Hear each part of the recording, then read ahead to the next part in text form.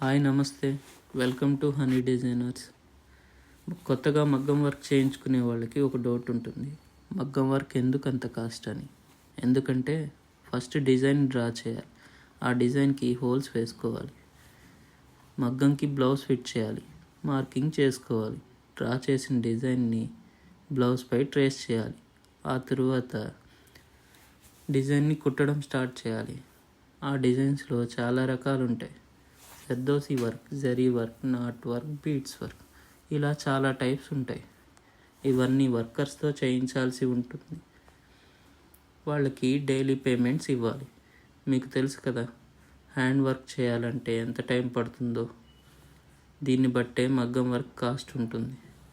మీ ఒపీనియన్ని comments రూపంలో మాకు తెలియజేయండి. ఫర్దర్ వీడియోస్ కోసం మా ఛానల్ని సబ్స్క్రైబ్ చేసుకోండి. Thank you.